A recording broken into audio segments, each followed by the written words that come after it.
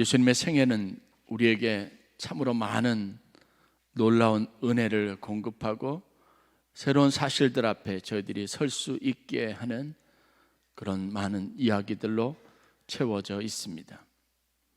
우리가 예수님을 닮고자 할 때 그게 마음속에 있는 막연한 소망이 아니라 예수님의 구체적인 행동처럼, 삶처럼 우리도 그렇게 되고 싶다고 하는 구체적인 소원을 품게 합니다.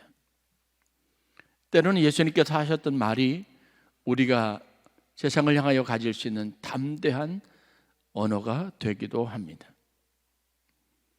가정의 달을 맞이해서 오늘 저는 여러분들과 함께 예수님의 성장 과정에 관련되어 있는 성경의 기록들을 함께 보려고 합니다. 사실 한 사람의 성장 과정에 대한 유소년 시절, 청소년, 청년기의 이야기들은 성년이 된 그 사람의 삶의 모든 것들을 이해할 수 있는 가장 중요한 도움이 되기도 합니다.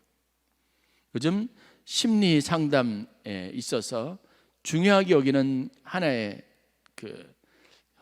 방법이 있는데 그것이 뭐냐면 반드시 그 사람의 삶 그리고 닥치고 있는 내면의 어려움, 고통을 이해하기 위해서는 그 사람의 어린 시절에 가지고 있었던 성장 환경이나 배경에 대한 이해를 해야 한다는 전제들을 가지고 있습니다. 트라우마를 겪은 것이 있으면 그 트라우마가 성장기에 그대로 남아 있어서 그 사람의 삶을 지배하는 그런 요인이 되기도 합니다.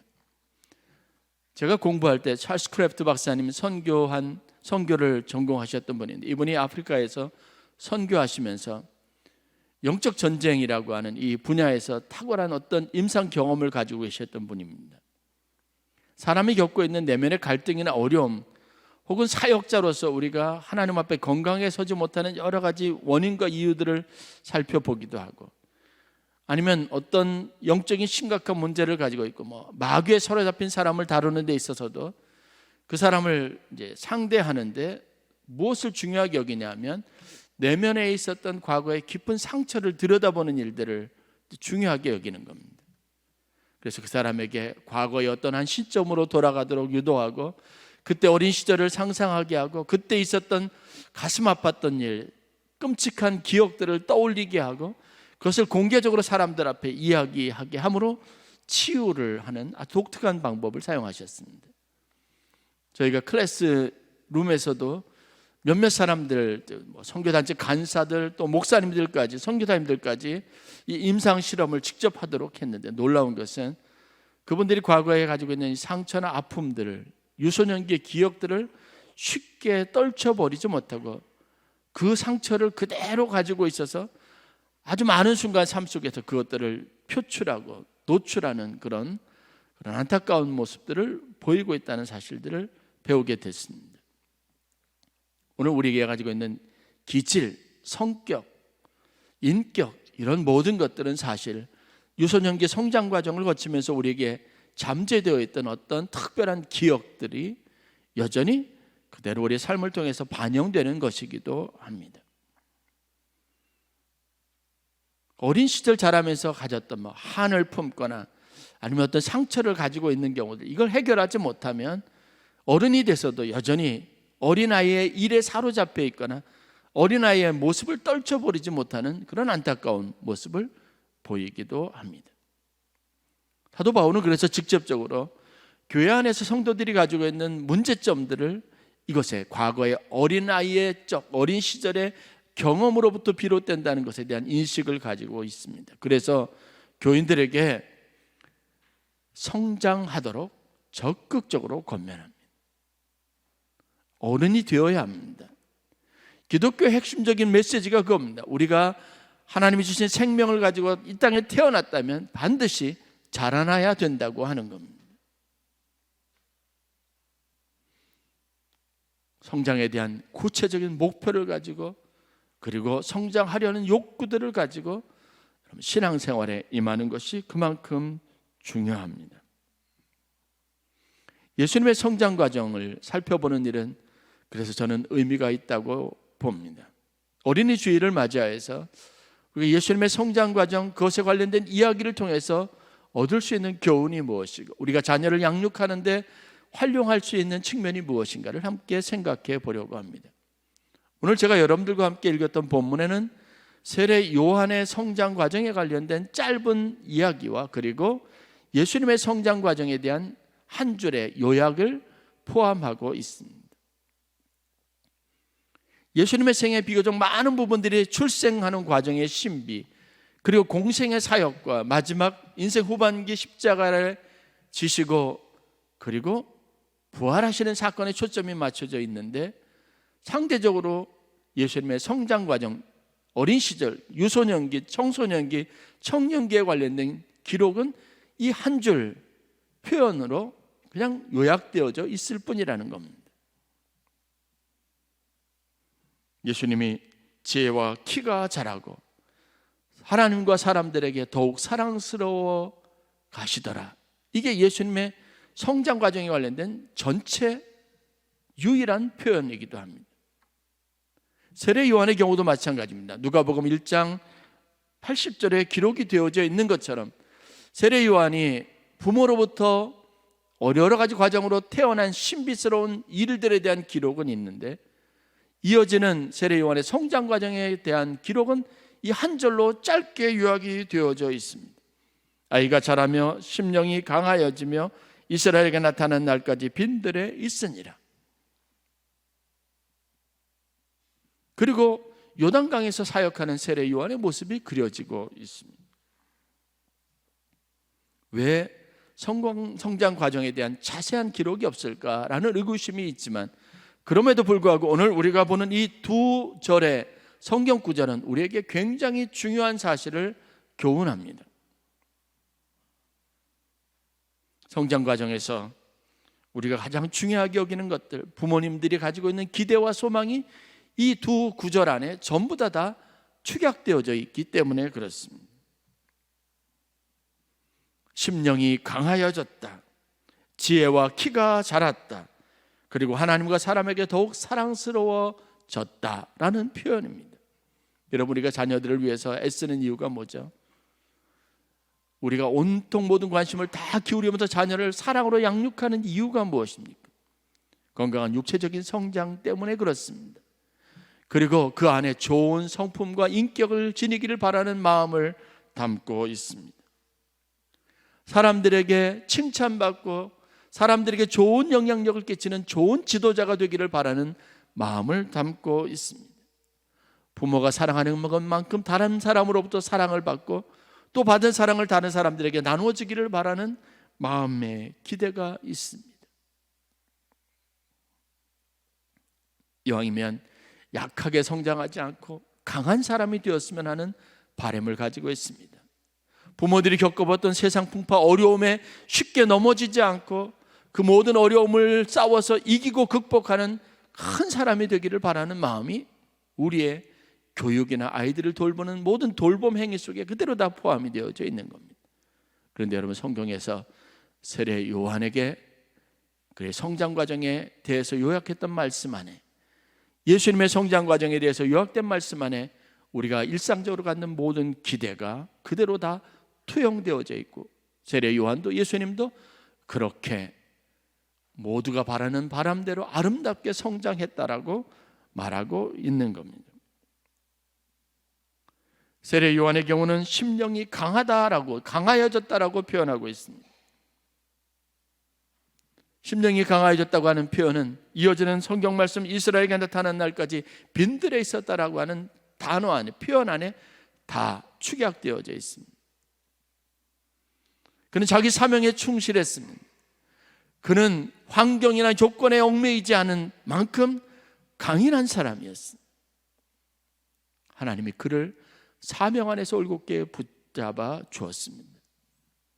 화려한 도시를 추구하고 세상적인 성공과 영광을 추구하는 보통 사람들과는 다르게 세례 요한은 자기가 이인자로서 하나님의 예언자와 선지자로 구약시대의 마지막 명예로운 선지자의 명예를 가진 자로서 자신의 성공을 위해서가 아니라 주의 오실 길을 예비하는 자신의 사명에 충실할 수 있었습니다.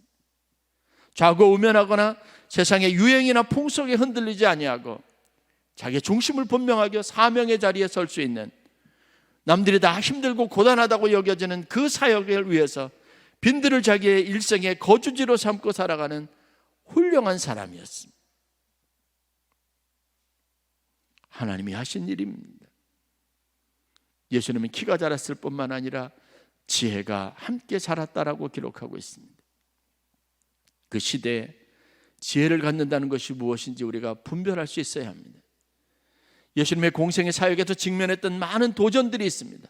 보통 사람들이 헛된, 가식된, 꾸며낸 거룩함, 경건에 다 속아 넘어져 갔습니다. 그러나 예수님은 그들 안에 있는, 내면에 있는 문제가 무엇인지를 분별해낼 수 있는 지혜를 가지고 있었습니다. 사람들이 진실하다는 것, 사람들이 손가락질하는 사람들 내면 안에 있는 깊은 갈등이 무엇이고, 그 사람이 어떤 삶을 추구하고 무엇을 진정으로 원하는지를 내면을 들여다볼 수 있는 지혜가 예수님에게 있었다는 겁니다.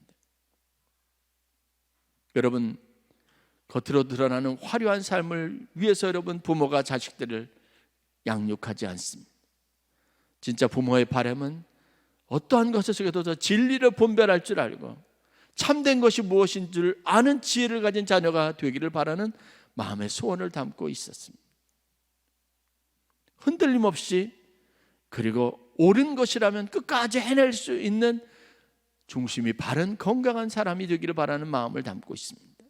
그렇다면 예수가 바로 그런 성장으로 하나님 앞에 아름답게 어린 시절과 유소년, 청소년기를 보낸 성장을 하고 있었다는 사실들을 우리가 말씀을 통해서 볼 수 있습니다. 사람들에게 사랑받을 뿐만 아니라 하나님의 사랑을 덧입으면서 그 자양분으로 성장하는 아름다운 성장이 예수에게 있었다는 겁니다. 저 역시 하나님의 교회 안에서 하나님이 주신 사랑과 성도들의 사랑으로 성장하는 축복을 누릴 수 있었습니다. 제 청소년기, 중고등학교 시절을 돌이켜보면 굉장히 경쟁적이었고, 그리고 이기적인 욕구들에 가득 차 있었습니다. 출세, 성공에 대한 욕구가 굉장히 강했습니다. 시골, 일반적으로 탈피할 수 없는 그런 환경에서 벗어나고 싶은 개인적인 열망도 굉장히 컸습니다. 그런 저에게 교회는 다른 사람, 혈연관계에 얽매이지 않아도 그런 관계를 벗어난 사랑을 공급해 줄 수 있다는 이타적인 사랑에 대한 첫 경험을 하게 해주는 곳이었습니다. 부모가 아니어도 저를 자식처럼 여기고, 저를 격려하고, 저를 위해서 기도해주고, 좋은 것을 나눠주기를 주저하지 않았던 교회 장로님과 권사님과 집사님들이 베풀어주는 사랑 안에서 자랄 수 있게 됐습니다. 독선적이고 위선적이고 독한 사람으로 성장할 수 있는 저에게 교회와 또 성도님들은 따뜻하고 아름다운 것이 무엇이고, 우리에게 이웃과 함께하는 삶의 즐거움이 무엇인지를 가르쳐줬던 제 인생의 가장 복된 축복의 영양분이 공급해줬던 그런 곳이었다는 사실입니다. 그래서 제가 다른 삶을 꿈꾸게 되었습니다. 세상에 자기의 성공과 출세보다 더 가치 있고 중요한 일이 무엇인지를 알고 배울 수 있게 해줬습니다. 교회가 저를 성장시켜줬습니다.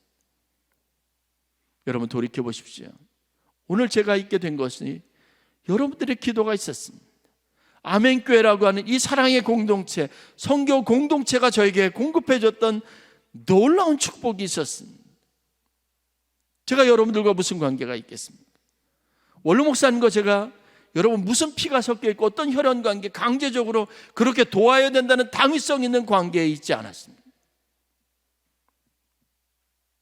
그런 저에게 믿어주고 기도해주고 위로해주고 격려해준 것이 바로 아멘교회입니다.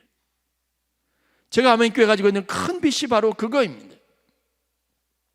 빚진 자의 마음을 가지고 있는 거룩한 부담이 바로 그것입니다. 이것은 저만이 아니라 하나님의 교회 공동체에 속했던 모든 사람들이 하나님과 사람들에게 사랑스러워가고 그 사랑의 자양분과 영양분을 공급받으며 성장해가는 좋은 기틀이 되어지고, 그것이 신앙 공동체가 가지고 있는 가장 위대한 힘이었다는 사실은 부인할 수 없습니다. 제 딸아이도 그런 사랑을 받으면서 자랐습니다. 어깨가 처지고 힘들어 보이면 늘 와서 따뜻하게 위로해주고, 선교지에서 돌아오면 좋은 것으로 공개해주고 좋은 것을 입도록 도와주고 충분히 쉬도록 배려해주는 사람들 때문에 저희가 선교사로서의 사역도 감당할 수 있었습니다. 이번에 서울남년에 속한 선교사님들을 모시고 한 30명 대회 수련회를 가졌습니다. 2박 3일입니다. 여러분, 그분들과 저와 개인적인 관계에 있는 분 많지 않습니다. 홍락인 선교사님, 박만선 선교사님을 만나서 너무 반가웠습니다. 그리고 나머지 분들은 제가 안면도 없는 분들입니다. 그분들에게 충분한 사랑을 공급하고 그분들을 위로하는 시간들을 가졌습니다. 눈물을 흘리며 그 받은 사랑에 감격하고 다시 회복되는 거예요. 그 아름다운 모습들이 이번 수련회 기간 동안 있었습니다.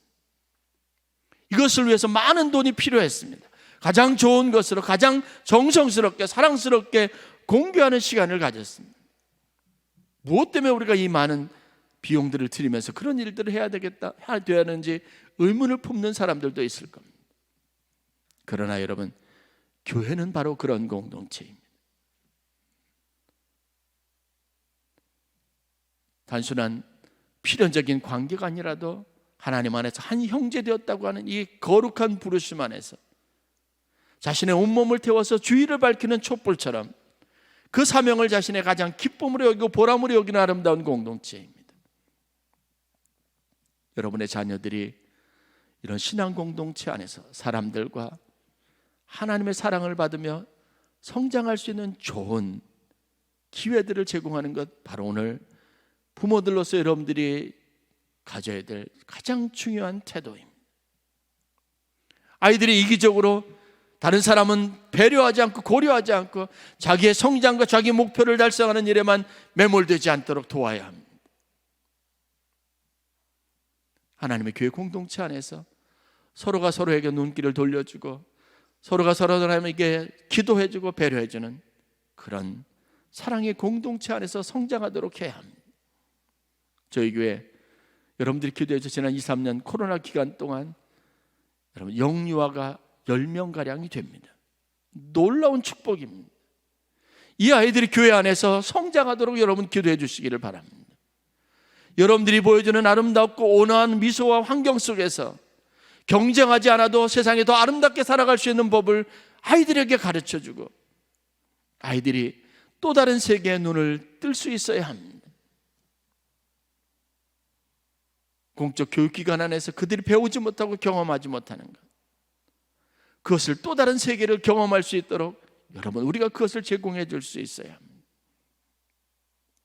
그래서 아이들에게 하나님의 말씀이 진리가 되고 그 말씀으로 세상을 바라보는 또 다른 지혜를 가질 수 있도록 격려하고 그것을 위해서 헌신된 공동체가 될 수 있기를 주의 이름으로 간절히 축원합니다.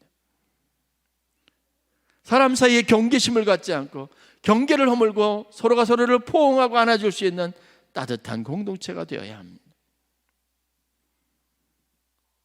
정예관 권사님, 우리가 회복되기를 바랐지만 어제 낮에 11시 조금 넘어서 12시 되는 그 즈음에 하나님의 부름을 받았습니다.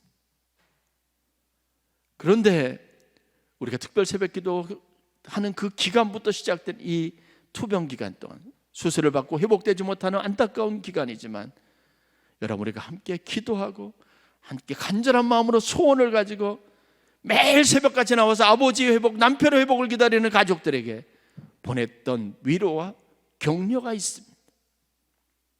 이 시간이 지금 그 유가족들에게 얼마나 큰 위로가 되는지 모릅니다.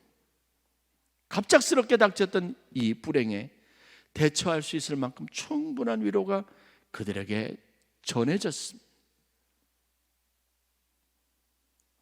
교회는 본질적으로 하나님의 사랑과 은혜의 원리들이 적용되고 이것이 넘쳐나는 공간입니다. 여러분의 자녀들이 이곳에서 성장할 수 있도록 해주시기를 주의 이름으로 간절히 축원합니다. 우리 어린아이들이 예배 끝나면 저한테 와서 안기는데 거부감이 없습니다. 그 아이들 안아줄 때 제 마음이 너무나 포근하고 따뜻합니다. 제가 그 아이들과 무슨 혈연관계 있습니까? 제 손주 손녀들도 아닙니다. 여러분들이 따뜻하게 안아줄 수 있는 자녀들입니다. 여러분의 자녀들입니다. 그런 사랑, 부모 말고 또 다른 사람이 내게 부모와 같은 관심으로 다가와서 나를 위해서 말해주고 격려해주고 기도해주는 아름다운 신앙 전통이 있는 이 하나님의 거룩한 성전에서 여러분 아이들이 자랄 수 있도록 해주시기를 바랍니다. 그곳에서 지혜가 자라고 키가 자라고 하나님의 사랑의 공급이 넘쳐나는 아름다운 공동체가 되어야 합니다. 하나님, 우리가 성장하기를 원합니다. 어디에서요? 그 중요한 성장의 동력이 두 가지가 있습니다. 신앙적 성장을 위해서 우리에게 반드시 인식해야 될 중요한 두 가지 교훈이 있습니다. 첫 번째는 하나님과 영적 관계 안에 있어야 성장할 수 있다는 겁니다. 예수님과 세례 요한의 성장은 이 바탕 위에 이루어진 것입니다. 두 번째는 성장 과정이 끊임없이 공급되는 하나님의 은혜가 있어야 된다는 겁니다. 여러분들이 그 은혜의 공급자가 됩니다. 그 은혜를 흘려보내는 사람들이 됩니다. 여러분들의 아이들이 이곳에 와서 성장할 수 있도록 도와주십시오. 여러분들이 손주 손녀가 이 아름다운 교회 안에서 신앙 전통 안에서 성도들의 사랑과 말씀의 자양분과 기도의 자양분을 받고 자라도록 하시기를 바랍니다. 우리가 잘 아는 야곱은 미숙한 사람입니다. 인격이 갖추어지지 않은 사람입니다. 욕심이 많았던 사람입니다. 그러나 요셉의 인생을 이야기들을 돌아보면 그의 인생 후반기에 그는 이스라엘이라고 하는 명예를 얻었습니다. 이 태어날 때부터 본질적으로 약탈하는 자, 욕심꾸러기인 이 야곱을 변화시킨 이가 누구십니까? 하나님이십니다. 하나님이 그 인생에 개입하셔서 베델에서 보는 것처럼 야곱과 하나님 사이에 사다리가 놓여져 있었고 그곳에 영적 긴밀한 교제가 있었고 연결고리가 있었습니다. 그 자양분이 욕심꾸러기 약탈자 야곱을 여러분 하나님의 축복의 자녀로 자라도록 했고 변화시키는 동력이 됐습니다. 그의 형 에서는 본질 심성이 착하고 그리고 용기 있고 좋은 것을 가지고 태어난 아들이었지만 그의 인생 후반부에 그는 에돔 족속의 조상이 되었습니다. 에돔 족속은 이방인입니다. 하나님의 백성들과 끊임없이 경쟁하고 다투던 사람들입니다. 갈등하던 사람들입니다. 우리의 천성이 어떻든 기질이 어떻든 이것을 가장 아름답고 건강하고 복되게 성장시키고 가꾸어 주실 리가 바로 하나님이심을 믿으시기를 주의 이름으로 간절히 축원합니다. 아이들의 문제가 있다면, 여러분의 삶에 심각한 문제가 있다면 우리가 우선적으로 관심을 가져야 되는 것이 바로 이것입니다. 하나님의 은혜가, 하나님의 손길이 그 아이에게 흘러가도록 해야 하고 이 아이가 하나님의 말씀 안에, 은혜 안에, 성전 안에 머물도록 하는 겁니다. 그러면 하나님이 키우시고 기르십니다. 요셉 역시 이기적이고 어떻게 보면 철부지인 어린아이였습니다. 아버지의 사랑과 그 자기에게 집중되어져 있는 모든 것들이 그냥 당연한 것으로만 여겼던, 어떻게 보면 교만했던 젊은이기도 합니다. 거기에 대한 분별력을 가졌다면 형들의 미움이 그토록 심화되지는 않았을 겁니다.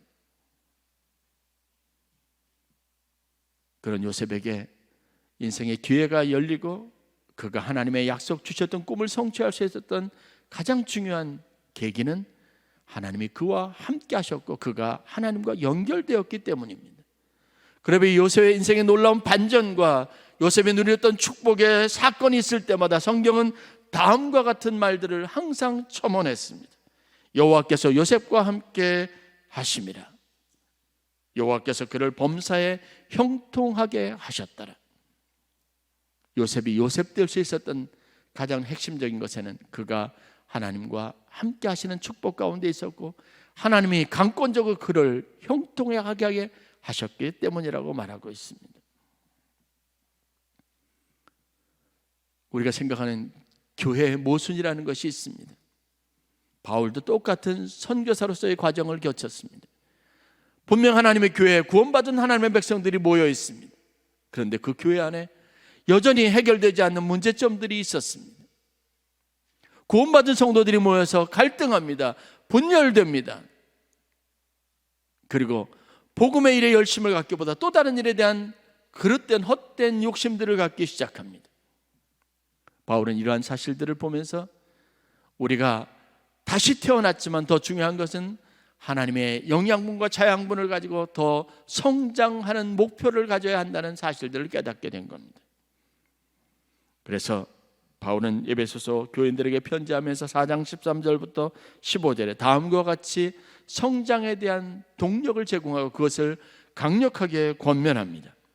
우리가 다 하나님의 아들을 믿는 것과 아는 일에 하나가 되어 온전한 사람을 이루어 그리스도의 장성한 분량이 충만한 데까지 이르리니 이는 우리가 이제부터 어린아이가 되지 아니하여 사람의 속임수와 간사한 유혹에 빠져 온갖 교훈의 풍조에 밀려 요동하지 않게 하려 함이라. 오직 사랑 안에서 참된 것을 하여 범사에 그에게까지 자랄지라. 사도 바울이 가지고 있는 인식입니다. 오늘 우리가 끊임없이 성장에 대한 욕구를 가지고 목표를 가지고 하나님 앞에 자랄 것을 위해서 기도해야 합니다. 여러분의 자녀들이 하나님 안에서 온전한 성장을 하도록 어린아이의 단계에 머물러 있지 않도록 과거의 상처에 매몰되어 있지 않도록 기도해야 합니다.